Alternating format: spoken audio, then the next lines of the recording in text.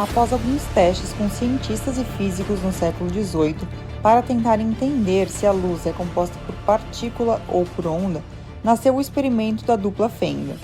Esse experimento consistiu em jogar elétrons em uma fenda e analisar como eles se comportam. Lembrando, um elétron faz parte do átomo. Átomo é a menor substância que forma toda essa realidade.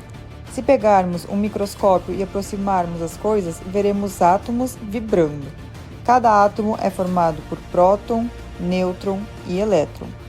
Então os físicos atiraram elétrons em direção a uma fenda. O que aconteceu? O elétron passou como partícula, como se fosse uma bolinha de gude, formando uma tira na vertical. Agora vamos para as ondas. Quando ondas eram disparadas em uma fenda, acontecia isso. Uma tira na vertical era formada. Porém, quando elas eram disparadas em duas fendas, acontecia um modelo de interferência, onde várias linhas na vertical eram formadas. Mas agora vem a surpresa. Atirando os elétrons em direção a duas fendas, o esperado era ver duas tiras na vertical. Porém, depois que eles atiraram, o que aconteceu? Como assim? Modelo de interferência? Como que pedaços de matéria podem criar um modelo de interferência como o das ondas? Resumidamente, o elétron passou através das duas fendas. Então ele passou como partícula e como onda ao mesmo tempo. Como que isso é possível? Como que uma coisa passa através de dois buracos ao mesmo tempo? Conclusão: não é uma partícula, porque se passa em dois lugares ao mesmo tempo, não tem como ser apenas uma partícula. Isso só acontece se for uma onda. Então, existe o mundo da partícula, ou seja, matéria, e o mundo da onda. Tudo é onda e partícula ao mesmo tempo.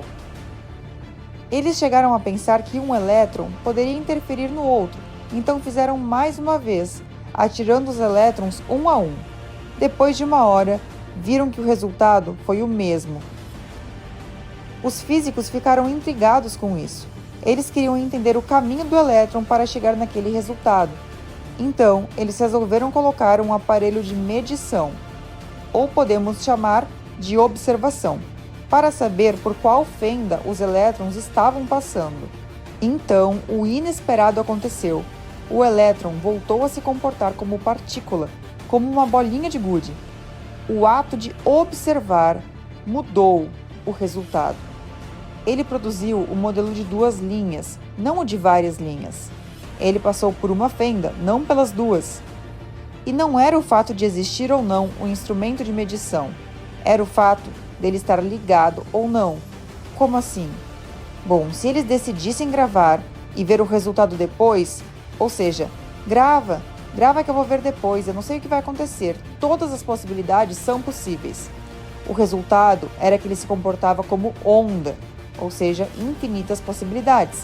Porém, quando o aparelho de medição estava ligado, como se eles estivessem observando na hora, ou seja, eu já sei o que vai acontecer antes de acontecer.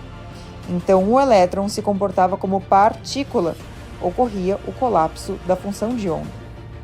Se eu observar na hora que passa pela dupla fenda, ele vai cumprir a expectativa, que é passar em forma de partícula. Assim funciona a nossa realidade. O colapso da função de onda em partícula.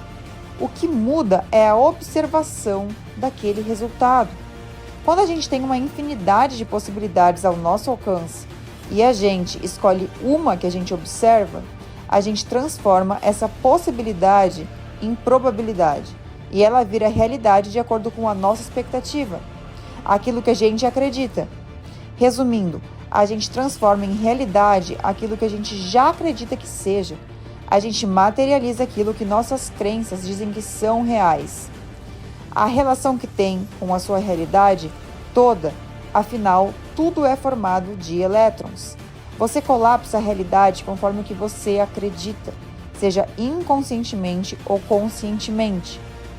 Sua observação imediata altera o resultado. Quanto mais consciente você está, mais você colapsa o que quer.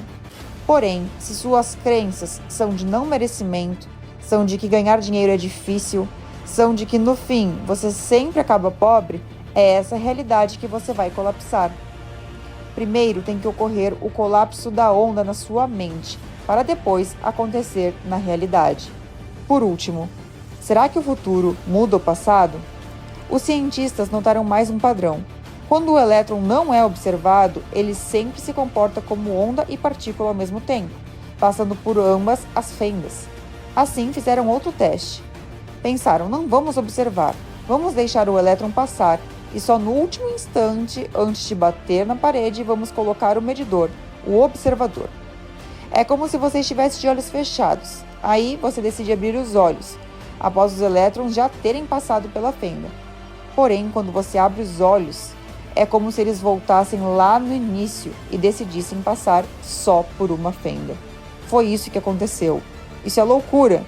Os elétrons voltaram no tempo e decidiram se comportar como partícula. Ou seja, o futuro mudou o passado. Uma decisão do futuro mudou um ato do passado. E esse conceito interfere totalmente na sua realidade.